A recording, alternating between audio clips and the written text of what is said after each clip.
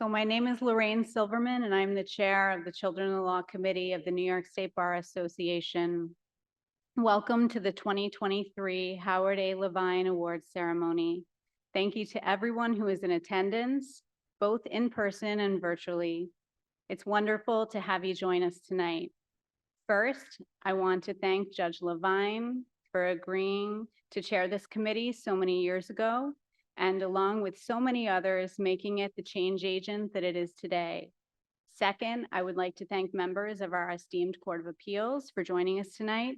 What an honor it is to have you with us, along with all of the other members of the judiciary who are joining us. Thank you. Next, I would like to thank my fellow committee members. They attend meetings, they volunteer their time, and they commit to make a difference for New York's children. As I tell them often, I'm a smarter lawyer because of my involvement with this committee. Finally, I would like to thank President Richard Lewis for NYSBA's support of our committee. Without it, we would not be able to continue the important work that we do. And with that, I would like to introduce President Richard Lewis.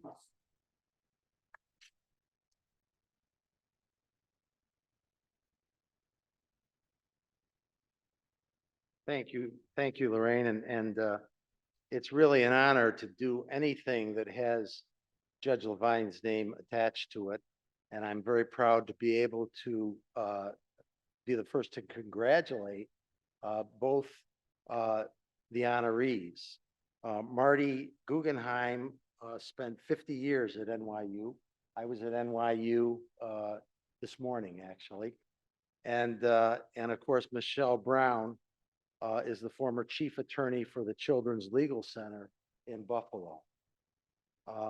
It's also an honor to be in front of this group of people. We have, of course, Chief Judge Rowan Wilson here, along with members of the Court of Appeals. We have a large contingent, including Presiding Justice Gary from the Third Department. And so the honorees are obviously very distinguished and people who are really appreciated by our courts and by our judges. I want to say just a couple of words, firstly, about Judge Levine. We've been honoring people involved with the family court since 1987. This devotion is being acknowledged by someone who is clearly extremely devoted to the family court and to children. He was first the chair of what was then called the Special Committee on Juvenile Justice, and he continues to be a staunch proponent and leader to improve New York's juvenile justice system. Marty Guggenheim and Michele Brown have both had long-standing and selfless work on behalf of children. What could be more important than to work on behalf of children after all of the horrible images that we saw last week as to the way children were treated during the war in Israel?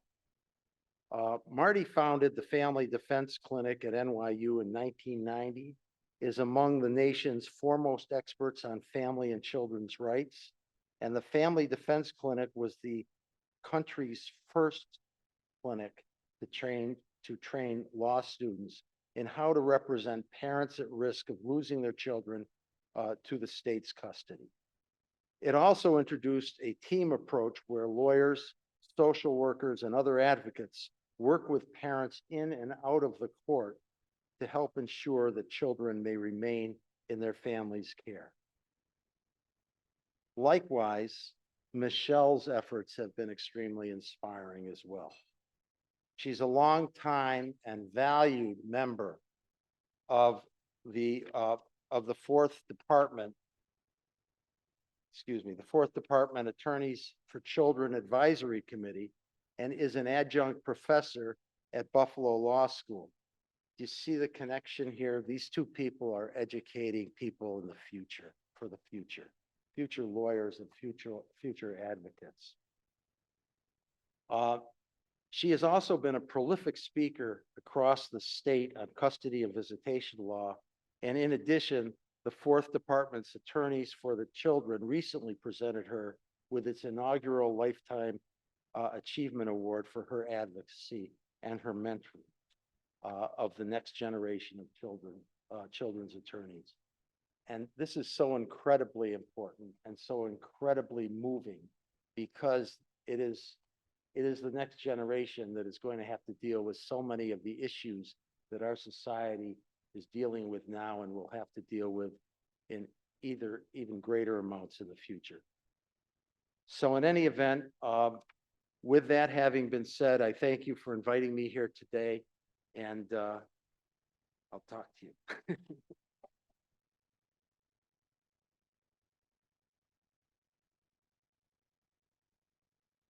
Thank you so much. So each and every year, the judges of the Court of Appeals join us for this important award ceremony named for Judge Levine. I have been told that the court has not missed a year. I am sure that respect for Judge Levine has something to do with this, but I also like to think that this is because there is nothing more important to New York than its children. And I thank your honors, every one of you who's in this room, for giving your time and attention this evening in honor of that. And with that said, it is my pleasure to introduce our esteemed Chief Judge, Honorable Rowan Wilson, to give some brief remarks this evening.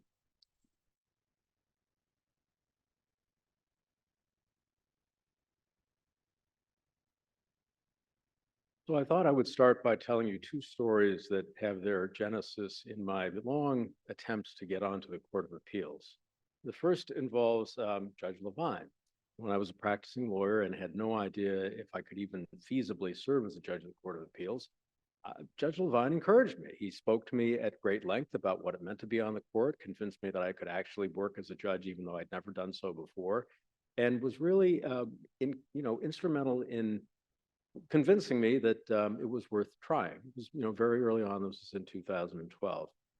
And the other story along that road relates to Chief Judge K, who chaired the Commission on Judicial Nomination and had a great practice of, I didn't know who these people were who were going to interview me. She came out herself into the little room that I was sitting in, talked to me for a few minutes to sort of calm me down, and then introduced me into the group. So several years later, I was still not on the court, and Chief Judge Lippman had to step down, and the commission was looking for a replacement. And my name was on the list, and I was interviewed by the commission. Before that, Judge K, in her normal way, came out to the little room that I was waiting at. And, by this time, I had been in front of the commission, I think, almost a half a dozen times, although I think Judge Levine still has the record for the most times before the commission. And she said, and by this time, I didn't really need any calming down. I was, I would joke around with the commission because I was interviewing over and over and I never got anywhere. Judge K said to me, I want you to promise me that if you are selected to be chief judge, the first thing and the most important thing you turn your attention to is the family court. And I promised her that, and I didn't get the job. Lawyers, I think, could probably argue my case that I'm free of that promise because it wasn't the time that I promised her that. But I would view that as kind of a hyper technicality. And what I and Chief Administrative Judge Zayas and the Deputy Chief Administrative Judges have as our first priority is exactly what I promised Chief Judge K many, many years ago. And the reason for that is not simply because I made a promise that I would like to keep, but it's because, in my view, there are two fundamental things I believe. One is that the family court is the most under-resourced part of our system, and it has been that way for a very long time. And the other is that the family court and children generally are the place where the courts and the ancillary services can make the most difference. I may be biased about that because my parents were both teachers and came home, when I came home and they came home, they would have extra homework for me. But, more than the education that they provided, what they provided was a stable household with parents who loved their children and cared for them. And that was, unconditional. children don't ask to be born. They don't ask to be born into the families they're born into. And in some cases, they're born into great places. In other cases, they're not. And it's our responsibility as a society and our responsibility as a judicial system to step in where we can and help parents take care for their children. And if they can't do that, to help the children find parents who can take care. So the work of this commission is closest to my heart. It's the most important thing that in the 7 years and whatever it is, 4 months or something I've got left, not quite that anymore, three months and 18 days or something, that I intend to focus on and my team will focus on. And we're working already.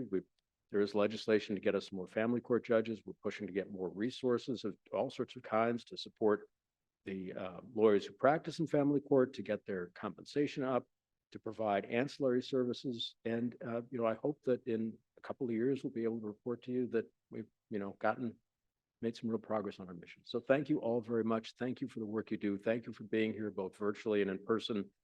More to come.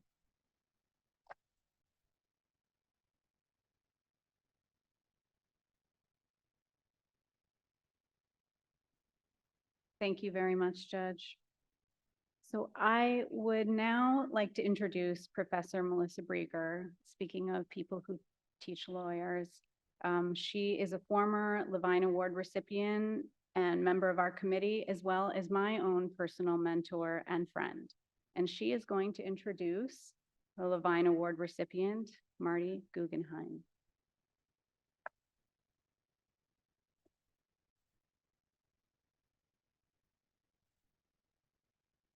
Thank you, Lorraine.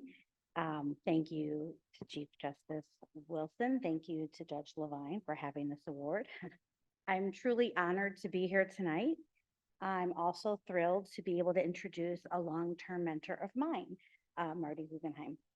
I met Marty when I was a very, very young lawyer starting out in New York City, working with children. At some point, I started working with the Juvenile Justice Clinic at NYU Law, where had been on the faculty for 5 decades and has since retired. In true Marty fashion, he continues to serve as a mentor to me, even after retirement, attending one of my presentations and then even giving me feedback on a law review article draft this summer. But that is just Marty, as you will hear. Marty has been a mentor to so many people. He's truly beloved. He's a giant. He's a hero in this field. When Marty's retirement was announced, folks from all over the nation raved about him and talked about his influence upon their education, upon their career, upon their calling. He has relentlessly fought for the rights of children, families, parents, juvenile justice litigants in a variety of ways throughout the last half century. For 50 years, Marty has used his training, his experience, his intellect to write, to teach, and to improve the lives of children and families in New York State, particularly families of color and low-income families. And it is my absolute pleasure and distinct honor to be here to congratulate and introduce him for those 50 years of tireless service. But first, I have to share some of the glowing praise which I included in the nomination for this award, and I want him to be able to hear this to show his reach and his heart. One person who's now a judge says, the true tribute to Marty is in the lives of all of the children and all of the families of New York. One person, now a professor, says, Marty not only taught me children's law, he taught me how to be a lawyer. Another professor says, I am grateful to Marty not only for everything I learned while in his clinic, but also because he continued to mentor me in my career, always challenging me to think, rethink deeply about the way we represent children. He has been a guiding light. Another, Marty was a hero as well as a lawyer, framing one after another creative and brilliant challenges to the so-called child welfare system. Another, thank you, Marty, for the way you continue to inspire us to be the best advocates and teachers to our clients and our students. 2 more. Marty has shaped my work beyond measure. I think that in one way or another, he has touched everything I have done in more than 30 years. And lastly, someone who is a law professor in the city I cannot think of anyone I would rather have walked that many decades path with than Marty. He walks away from the rigors of this hard work, a hero to those whose lives he's touched. Perhaps more importantly, scores of children live better lives because of he and his students' efforts. In sum, it is an impossible task to capture how many children, families, litigants, law students, and academics in our state and in our nation who have benefited from Marty's guidance and wisdom. And it's so beautiful and fitting to award him with the 2023 New York State Bar Association Howard A. Levine Award for Excellence in Juvenile Justice and Welfare, exactly 50 years from when he has started his journey. So congratulations.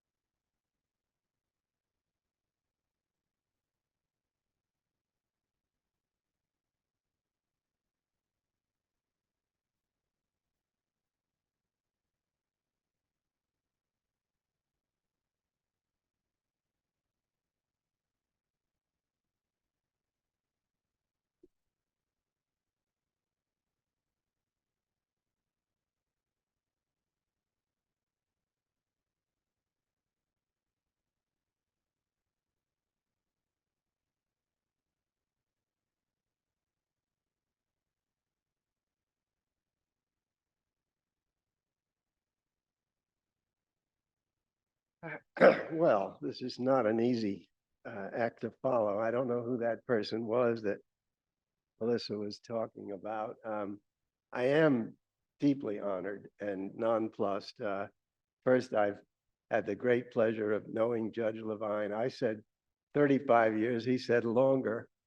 I'm sure he's right because I mentioned one of the cases that he wrote in 1990 and I admired, and he corrected the name when I told him which case it was. So, and I'm also sure I've never been in a room other than in the podium arguing.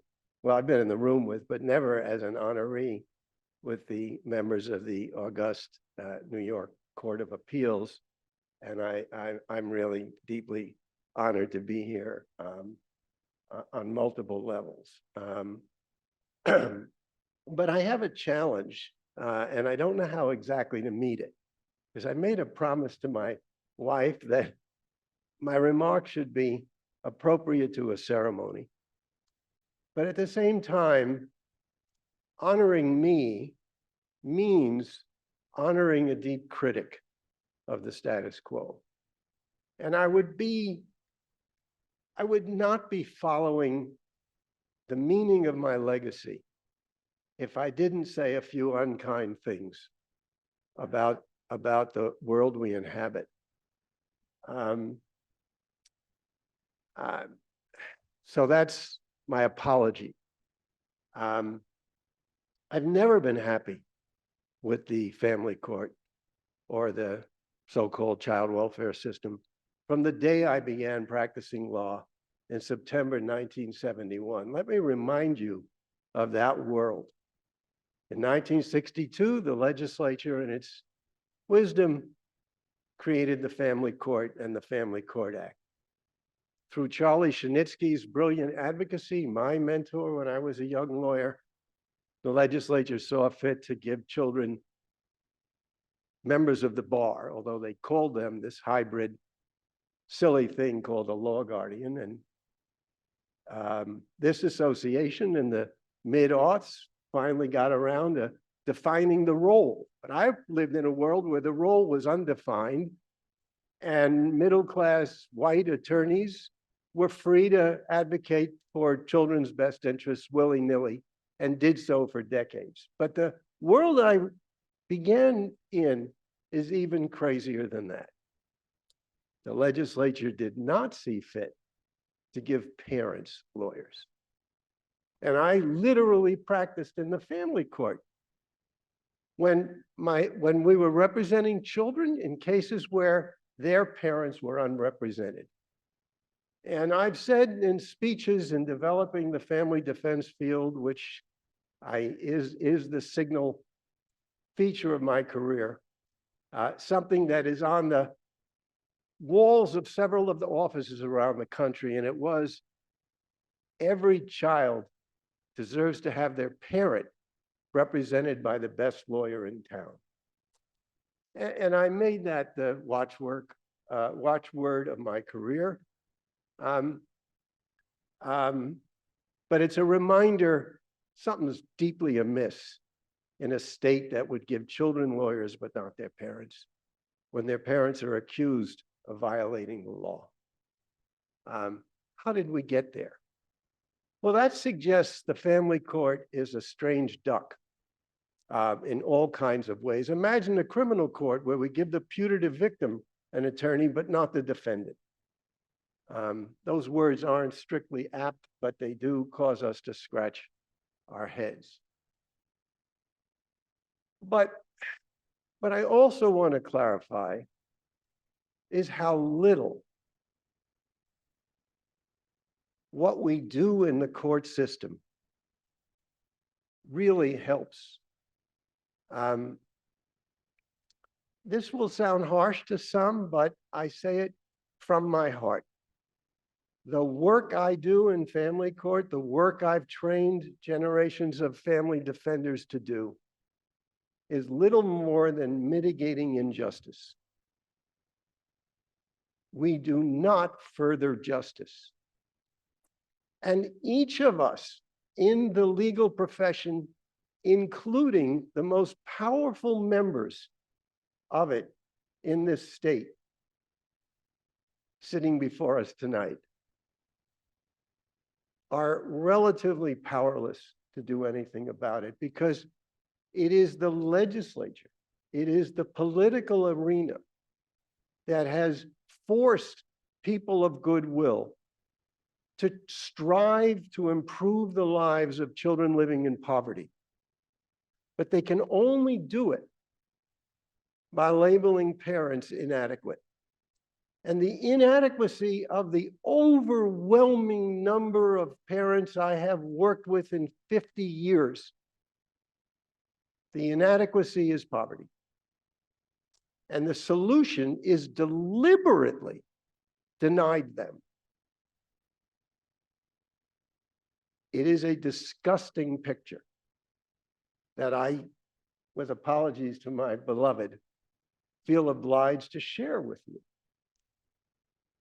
And then we add one last thing, and I'm probably at the time where it's time. Chief Judge DeFiore had the wisdom and foresight to ask Secretary of Homeland Security, Jay Johnson, to look into the family court. She said to him, "I hear rumors it's not a pleasant place." And Jay Johnson writes in a report that many of you know, the number one complaint we learned is about an under-resourced, overburdened court system with a dehumanizing effect on its litigants and the disparate impact it has on people of color. It is a second-class system of justice for people of color in the state. It is a second-class system of justice for people of color in New York.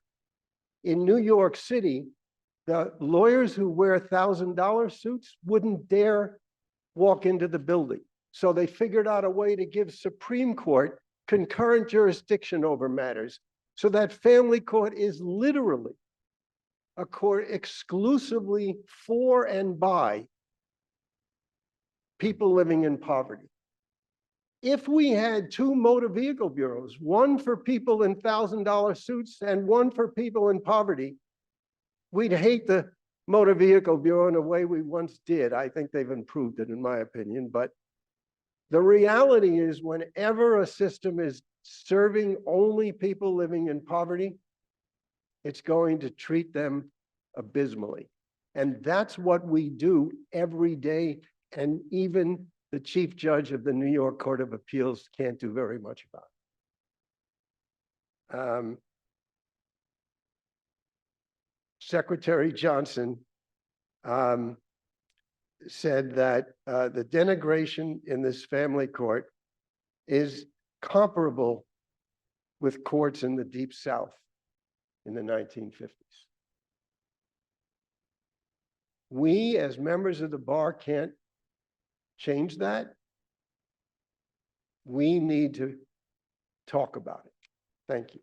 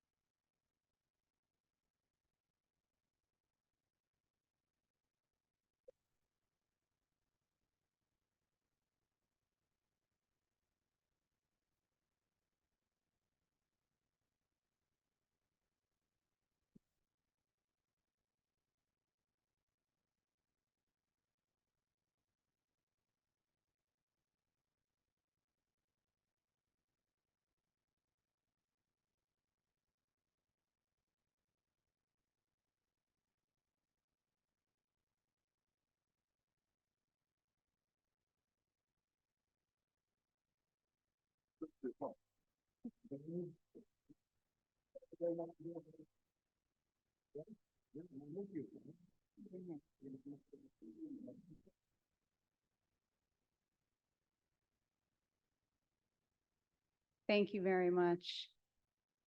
I would now like to introduce Linda Costin, who is a critical contributor and member of our committee and the director of the Attorneys for Children program for the 4th Department. And Linda is going to introduce our second Levine Award recipient, Michele Brown.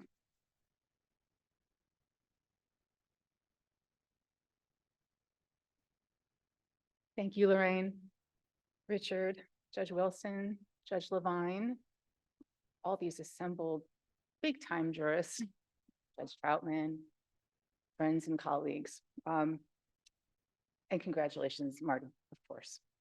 I'm gonna let you in a little bit of a secret. This is my first time introducing an award honoree.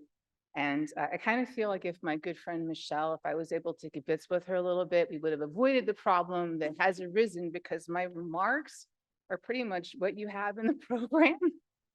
So I'm going to try to deviate from them a little bit and maybe speak more from the heart, because if there's anybody who deserves to have that, it's my good friend, Michele. However, I will start with a little bit of, the formal stuff. Michele Brown has been practicing law for 43 years, and she is still going strong. Michele was the chief attorney at the Children's Legal Center in Buffalo from the time it was founded in 1999 until February of 2023. Prior to being selected as the chief attorney, she was in private practice, where she limited her practice to the representation of children in custody and visitation matters and child abuse and child neglect proceedings. I see that reading along in the program over there, Judge, so I'm going to stop at that point. So since leaving CLC earlier this year, thankfully, Michele has rejoined the 4th Department AFC panel, and she continues to accept the most challenging of assignments, and additionally has a substantial caseload in adoption proceedings as well. Michele has provided exemplary service to generations of children in Erie County. She recently said that she considers herself lucky to have a career representing children, but I think we can all agree that the children are very lucky indeed to have Michele's zealous representation. In the words of the Honorable Mary Carney, Judge Carney, I know you're watching, Erie County Family Court Judge, without hesitation, Michele Brown is the gold standard when it comes to representing children. Michele is not only an incredibly skilled trial attorney, but she is also exceptionally hardworking and kind-hearted.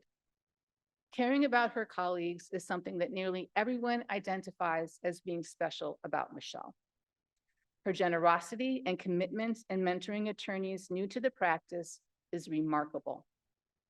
What Michele knows, she shares widely because she cares so deeply about the quality representation of children. And I will add that in her capacity as a frequent lecturer at CLEs, it never ceases to amaze me that while she's presenting and doing such a stellar job, she's spoken for the fourth department AFC program more times than any other speaker, and also regularly speaks for the third department as well. Despite the tremendous challenges of, of presenting, she always has her ear out, and she will prompt me, as she did at our first live seminar in 4 years last month, when a judge who was presenting before Michele said something that kind of would, and I clocked it too, but I was like, well, it's our first live seminar in 4 years. I don't really know if I want to, touch the third rail and ask the judge to clarify their remarks. But Michele texted me and she's like, yeah, no, you should do that. And so I got up and I was like, and you were right, as you so frequently are. So Michele is a longtime member of the fourth department AFC advisory committee.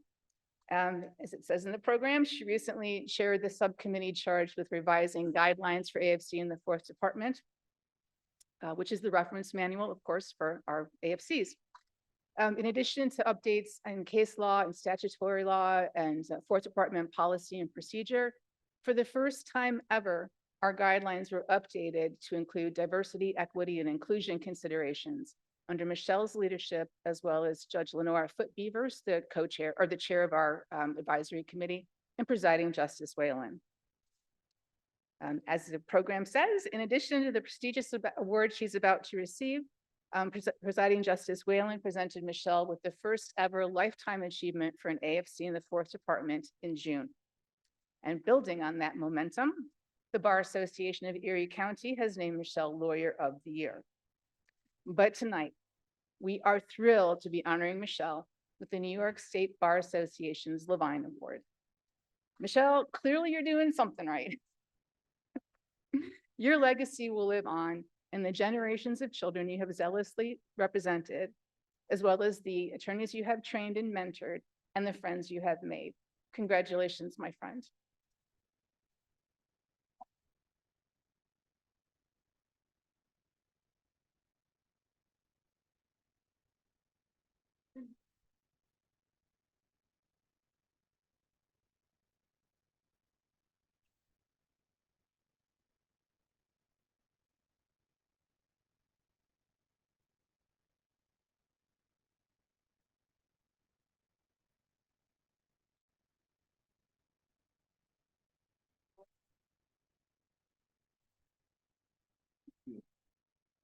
Well, you're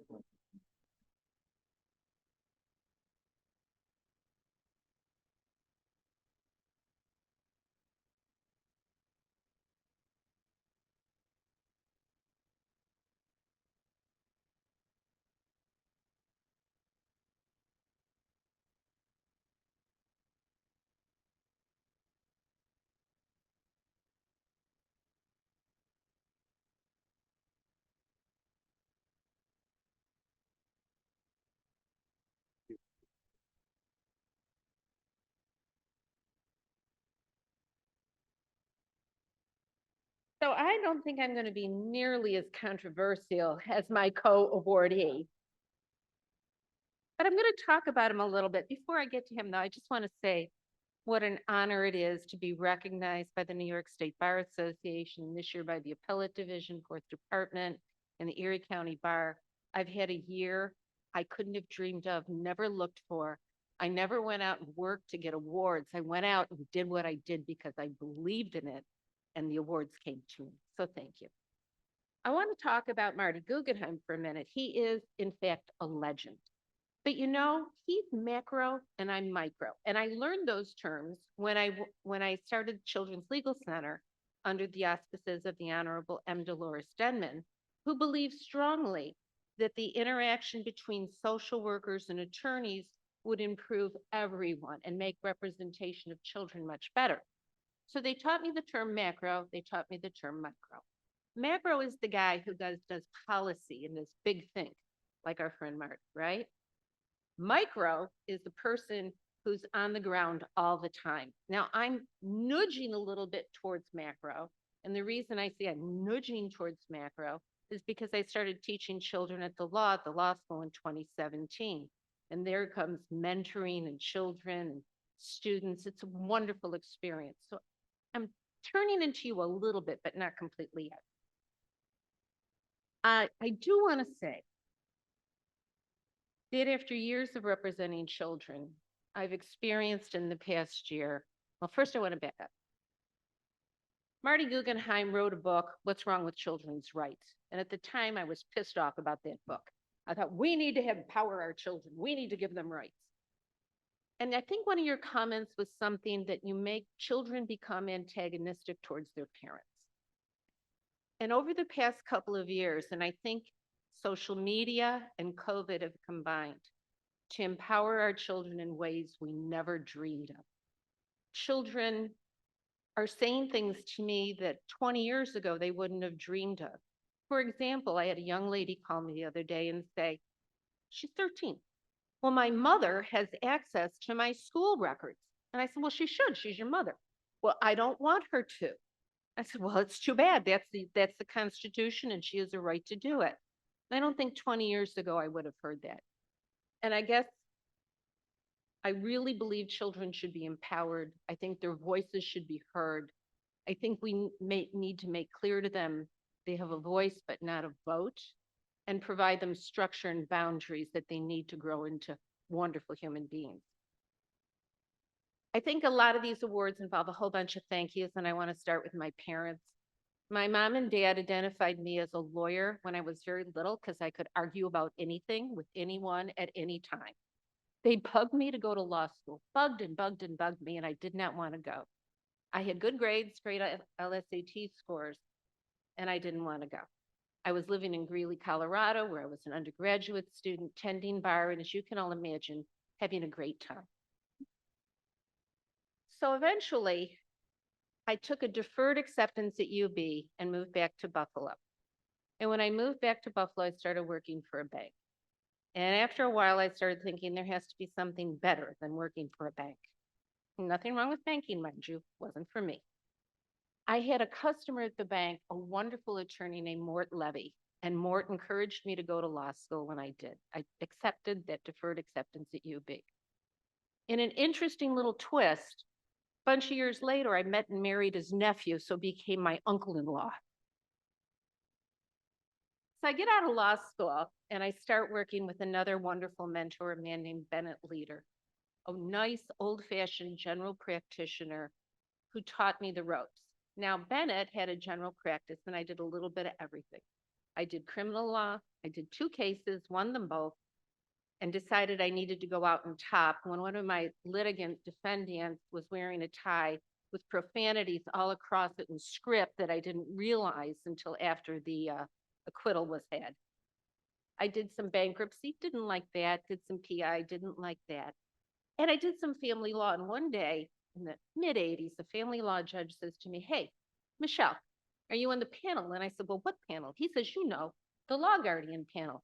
Oh, no, because I'm going to put you on it. You'd be good at it. And in those days, all you needed was a recommendation from a judge and you got on the panel. And off I went. And for the first time, I had passion in what I did. I loved representing kids.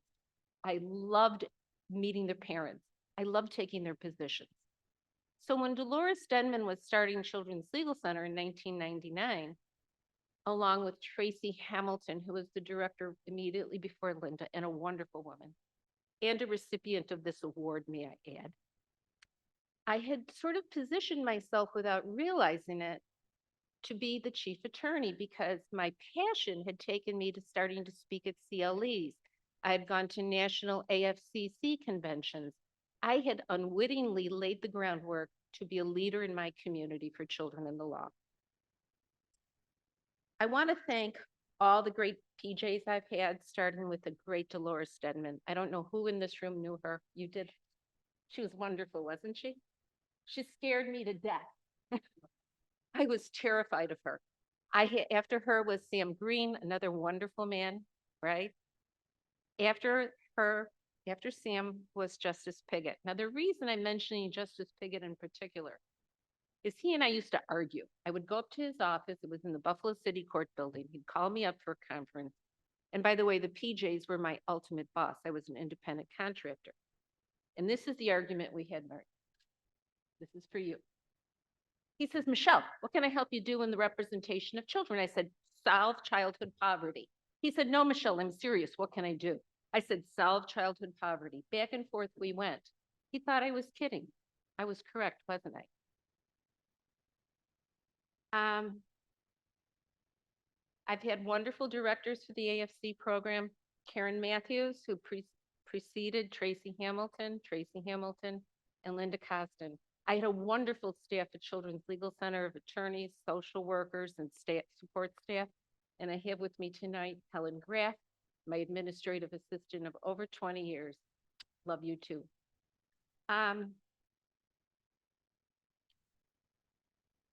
I want to go back to the mentoring business and tell a final story about mentoring.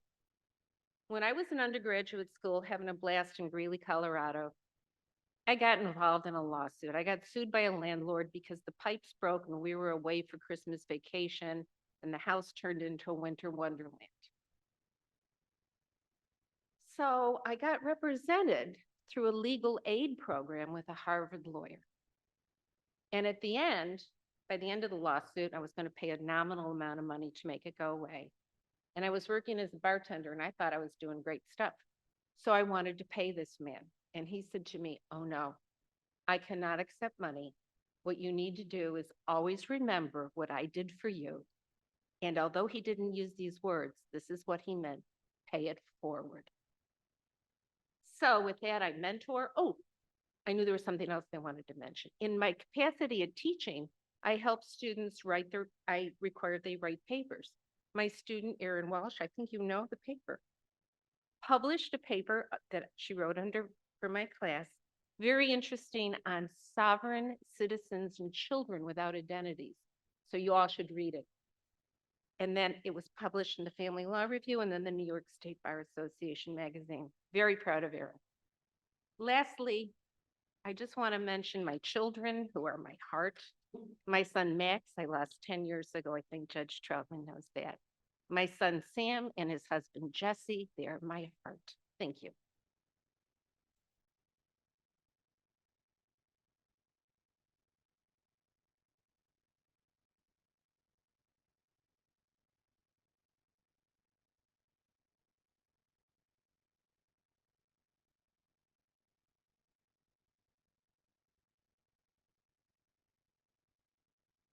I wanted to thank everyone again for attending. Thank you very much to our award recipients. This concludes our program for this evening. Please, everyone, feel free to mingle, enjoy a lot of the wonderful refreshments, and please, thank you.